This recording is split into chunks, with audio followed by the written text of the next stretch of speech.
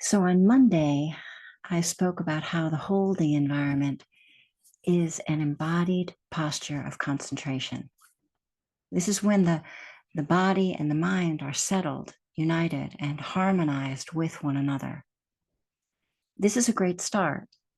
Each time we bring the mind back inside the body and tidy it up, we strengthen the foundation and this aspect of attention. But now it's time to develop staying power.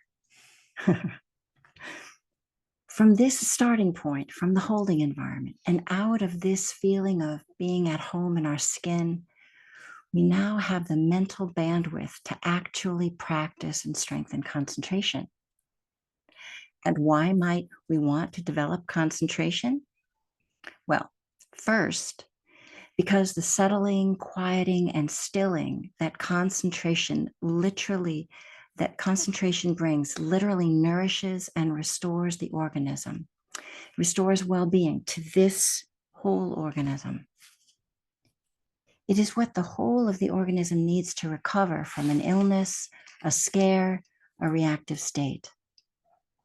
Concentration soothes the nervous system. The organism moves back into homeostasis, which preserves its well-being and supports its surviving and thriving.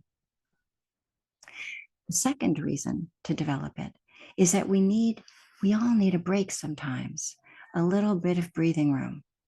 And this is what concentration can do. It can create a refuge, a little port in the storm, a little pocket of peace amidst whatever else is going on. Now, what a useful skill that is to apply in daily life when we find ourselves caught up in anger or anxiety, pain, or fear. Even for short periods of time, concentration gives the organism a break and protects the mind and the body from afflictive mind states. How helpful that would be to know how to relieve and protect the organism from overwhelm and stress. This also is a practical skill for daily life. The third reason to entrain the skill of concentration is that it can calm us down into a state of calm abiding, which moves us in the direction of equanimity, such that with practice, we can develop the skill of staying calm in the presence of whatever is going on. And the final reason that I'll offer today for developing concentration is that the deeper and steadier our concentration is, the more continuous it is, the more we'll be able to be mindful, to clearly see and feel. Continuity of attention is necessary if we are to take a closer look. When developed, concentration, it steadies the field of attention long enough for mindfulness to do its job, to investigate, to get to know, and to discern whatever is happening. All right, so now you have a few good reasons to develop concentration. How do we deepen it beyond the holding environment? Well, this involves practicing bringing attention to and holding it on or steady on the object, an object that doesn't cause stress. Now, yes, you heard me. You heard me correctly. We choose where to place attention, what object to attend to. This is important. Not all objects are the same. Some objects will rev us up, some objects will calm us down. So what kind of objects are less likely to agitate and cause stress? If we choose to follow or we fall into our thoughts, well, we'll likely get activated. So staying out of the mind is a better choice. Likewise, if you struggle with chronic pain, well, this too, it's a good idea to not focus attention where it hurts. It's best to bring forward a neutral object. Neutral because these objects don't jazz us up. So let's look at two easy ones that are near at hand for us: the breath and sounds. The breath is the go-to neutral object in almost any meditation practice. Generally speaking, breathing doesn't cause distress unless we have breathing problems like asthma or we have a cold. The beauty of the breath is that, at least for as long as we're alive, it's always with us. We need only turn our attention to it. Now, even though it is in and of itself a neutral object, there's a learning how to hold it in the mind's eye without getting tight or bored.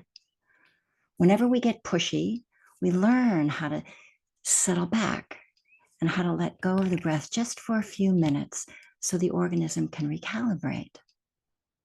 One of the most frustrating experiences in practice is when we are attending to one object and the mind starts to zero in and clamp down on it. Notice this, and then just hit the reset button. Just back off, settle back, let go of the breath, and just let the organism recalibrate. The more we notice and reset, the more we entrain the skill of attending easefully. The second good option is to settle attention on sounds. We tend to do better at not clamping down on them, unless it's a noise or a sound that we dislike. But generally speaking, ambient sounds come and go all on their own, and we don't fight them. Now, if there's a pack of dogs living next door, barking away, I don't recommend using sounds as an object that day. I'd choose something that's a little less stressful. Okay? So again, how do we develop the skill of concentration beyond the holding environment? By choosing or using neutral objects that don't jazz up the system, such as the breath and sounds. Stabilizing attention through the practice of concentration creates a little pocket of peace amidst the stress and chaos of the world. It calms the nervous system down and sets the stage for mindfulness to grow. We can do this. We already have a good start. It's for our welfare and the welfare of all that we encounter to develop it. All right. Thank you for your kind attention. And now, if you will, turn your kind eyes to the body and let's open it up. Let's make some breathing room. Help it to feel more comfortable in its skin.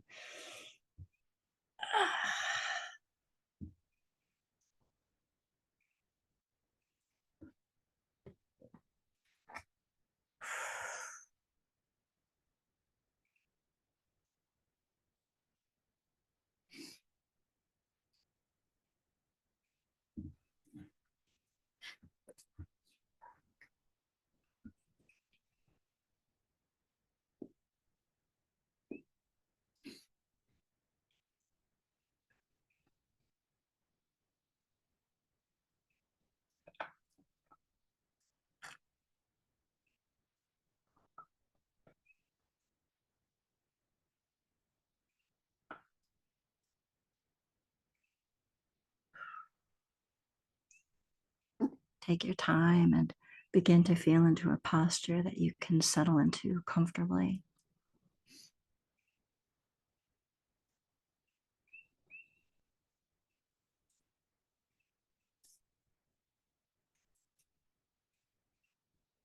If it feels helpful, maybe gently sway the upper body around atop the lower body and feel into the middleness of the posture.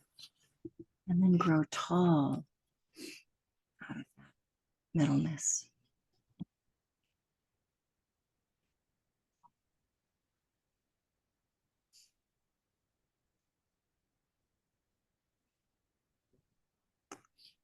Gently close the eyes if it feels helpful. Let go of the outside world and bring attention squarely into the interior.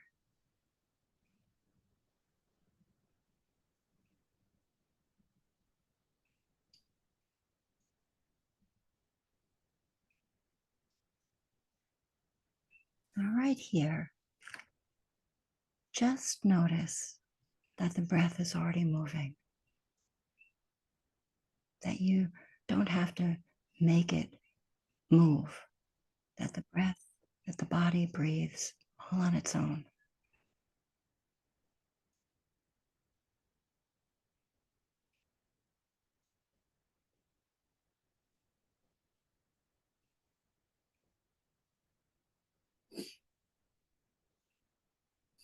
On the inhalation, it opens and expands the interior. And on the exhalation, we soften and settle around the outside of the body all the way down to the ground.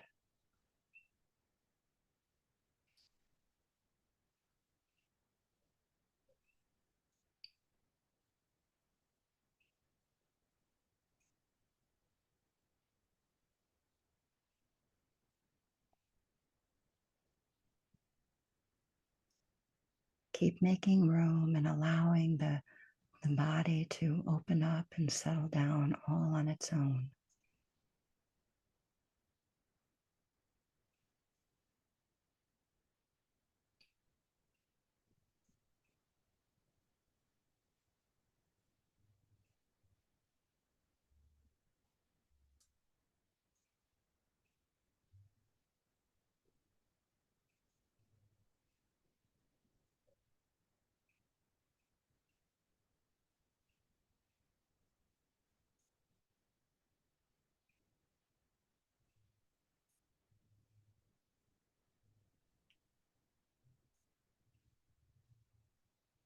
Now see if you can soften the attitude.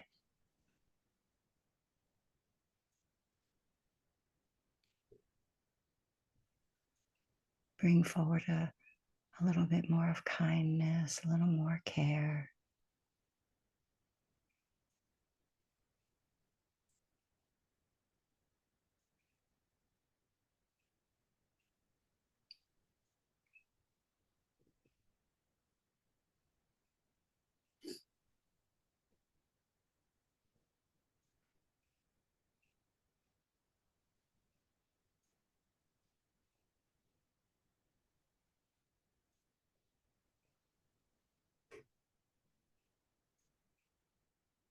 And then from this settled posture, kindly look and notice if there's anything going on in the mind, any scrappy thoughts or busyness, and let them be like clouds in the sky. Let them float by, no need to get involved.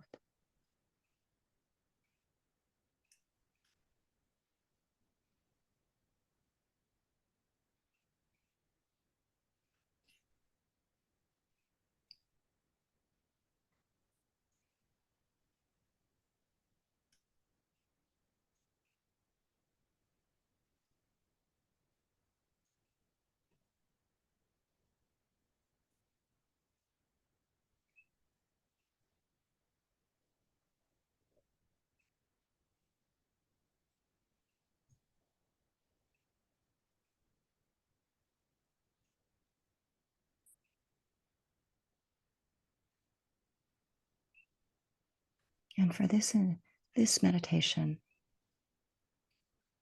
let's play with those two neutral objects of breath and sound and see if one or the other works for you. And let's try to just gently keep attention in the vicinity of breathing or in the vicinity of sounds, whichever one feels most resonant for you this morning.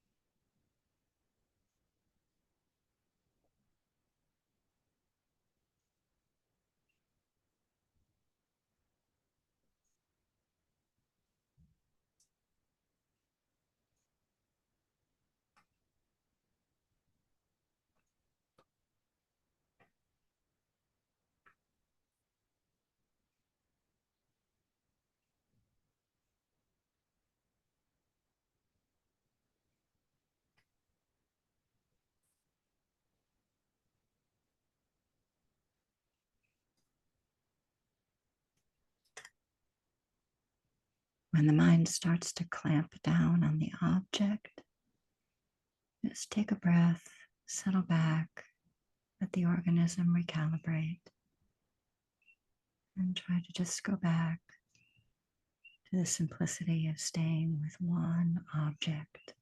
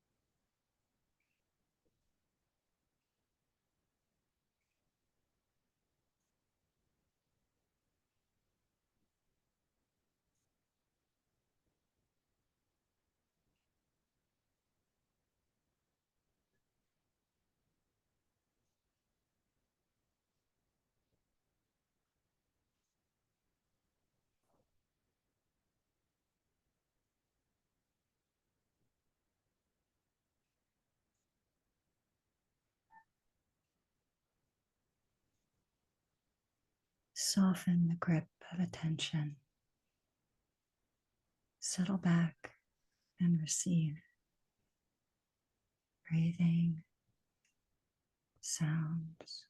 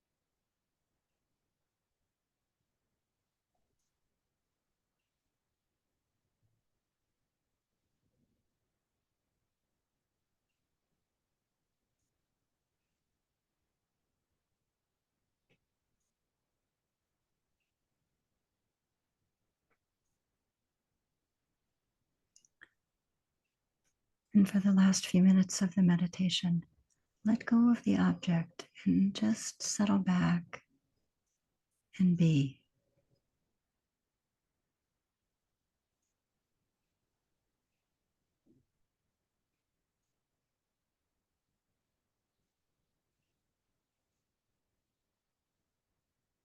Notice whatever ease is available. Breathe with that and make much of it.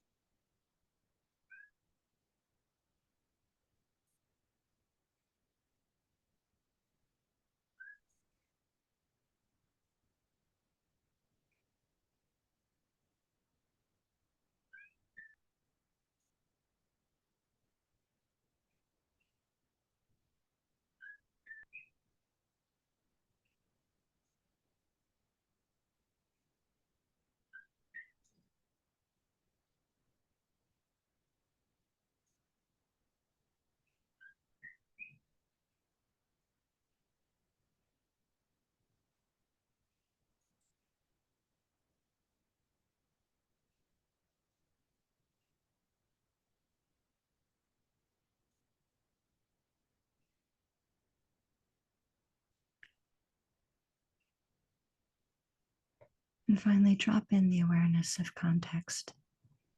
All of us sitting here with you, and you sitting here with us. Each of us making room for ourselves and each other.